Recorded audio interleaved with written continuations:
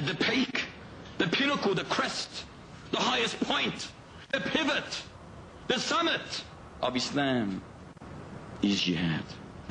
There is nothing more beloved to me than wanting to die as a mujahid, put in their soft, tender heart the zeal of jihad and the love of martyrdom.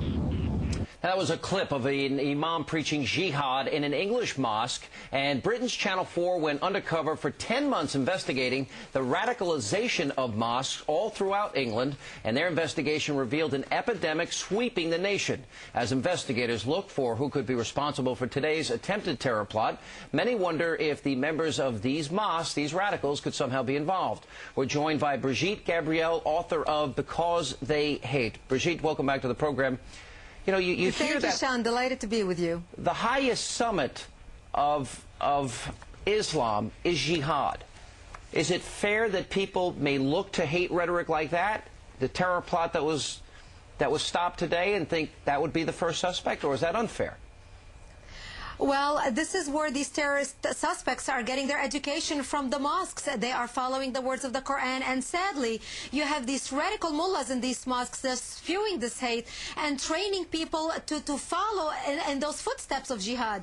And, you know, London should not be surprised. England should not be surprised. 65% of Muslims interviewed and polled in England said they would much rather live under Sharia law than British law.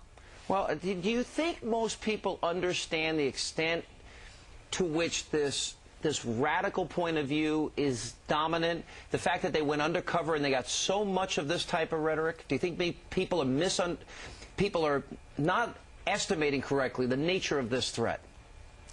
People are underestimating the nature of the threat because we in the West have no point of reference to this type of hatred, to this type of incitement. This is why we cannot believe that people, especially in a religion or in a holy place, can teach such hatred and teach killing. Because in all religions, Judaism, Christianity, Buddhism, we teach love and tolerance, and we do not teach killing.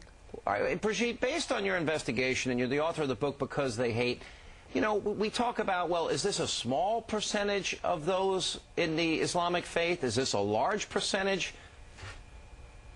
Sadly, it is becoming the large percentage. We are deluding ourselves in the West to think, oh, it's only a small minority. You know, when the British population was polled, when 65% of British Muslims say they identify with Islam first, instead of identifying with themselves as British citizens, that is something to worry about because that is a majority. Brigitte, it's Alan. Welcome back to our show. Hi, Alan. You might be right that radical Islamists are responsible for this, but we don't really know that yet. And isn't it a little bit soon? And don't we have not enough information to start pointing fingers at any particular group about an incident, a tragedy that we know very little about at this point?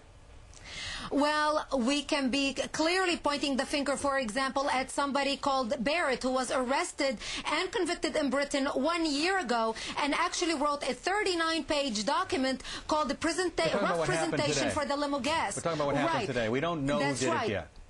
Well, we estimate in the intelligence community almost 99% that it is related to Al-Qaeda because Barrett, who was arrested, detailed in advance how he wants to use a gas explosive and put them in cars and park them underneath buildings to be detonated. We don't have any definite information or evidence about anybody who might be connected to this. I want to point out, because you spend a lot of time saying things about Muslims, and the Muslim Council of Britain, the largest organization representing Muslim groups in that country, is urging people to cooperate with the police to help find the perpetrators. I think it's important that we show that Islam isn't just about radical jihad, and that a very responsible large Muslim group in England is saying, cooperate, let's help find these people.